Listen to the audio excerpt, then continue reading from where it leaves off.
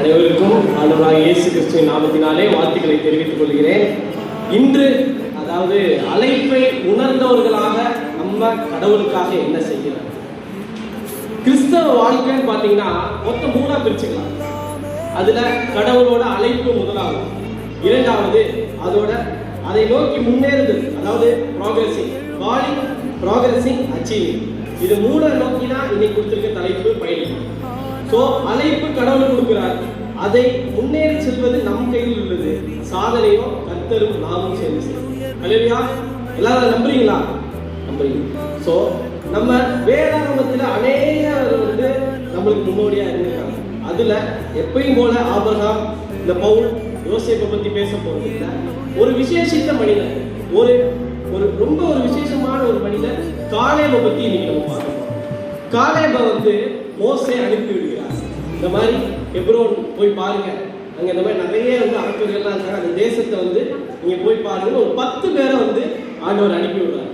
அந்த இடத்துல யோசுவாவும் காலேபும் அங்க போறாங்க. போறவல்ல நிறைய பேர், நீ பலவீனமானவன், நீ இவங்களை போய் பேச முடியாது, நீ இவங்களை சந்திக்க முடியாது. இன்னைக்கு நம்மளுடைய வாழ்க்கையிலுமே அப்படிதான். அநேக நேரத்தில் நீ இதை செய்ய முடியாது. கர்த்தருடைய அழைப்பு நம்ம மேல இருக்கு, ஆனா அழைப்பை விட்டு உதவி போகும். யாருனால?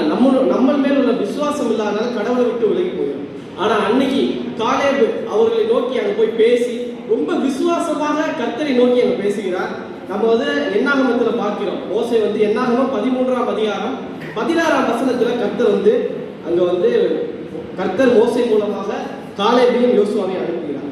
ஸோ அங்க மோசேமே ஒரு கட்டத்துல இஸ்ரேல் தேசத்தை வழி நடத்துன்னு சொல்லும் போது மோசே என்ன சொல்றாரு? வெறுமையான பாத்திரம்தான் விரும்புவாரில்லையே அப்படின்னு அந்த இடத்துல நிற்கிறார். கடவுளே, நான் திக்கு நாவும் அந்த நாவுமா இருக்கேன், திக்குவாயா இருக்கேன், என்னால எப்படி இந்த இஸ்ரேல் தேசத்தை நடத்த முடியும்? என்னால உங்களுடைய அழைப்பு எப்படி செய்ய முடியும்? அப்படி நம்ம அநேக நேரத்தில் ஏசப்பா, நான் இந்த அழைப்பை உணர்ந்தவர்களாக போக முடியாது ஏசப்பா, நான் இதை செய்ய முடியாது ஏசப்பா, என் ஃப்ரெண்ட்ஸ் இருக்காங்க, என் ஃபேமிலி இருக்காங்க, நான் இதை செய்யறேன், இதை என்னை பத்தி இப்படி பேசுவாங்க அப்படின்னு அநேக நேரத்தில் கடவுளுடைய அழைப்பை விட்டு வழி தவறி நிற்கிறவர்கள் வேற யாரும் இல்லை, கிறிஸ்தவர்கள்.